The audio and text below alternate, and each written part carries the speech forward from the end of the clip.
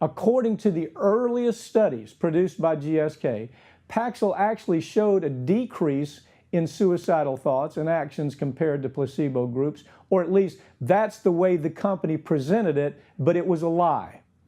As it turns out, GSK was actually manipulating their own data to show an increased risk of suicide and suicide attempts among placebos that didn't exist at all. It was all fabricated. It was all phonied up.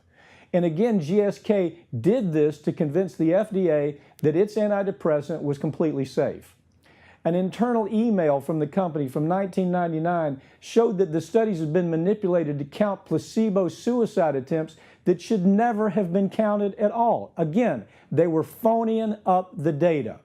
The internal email also laid out the many ways that GSK was twisting the data for the FDA approval. All kinds of ways. For example, in 2004, the FDA ordered GSK to include a black box warning for its drug showing an increased risk of suicide in young users, but it didn't specifically mention patients over the age of 24, and GSK knew that was a problem.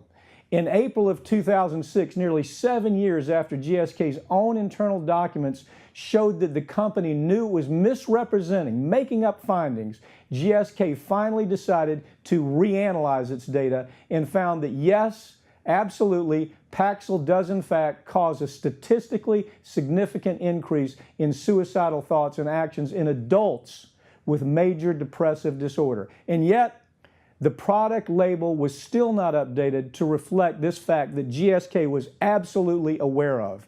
That brings us back to the case of Stuart Dolan.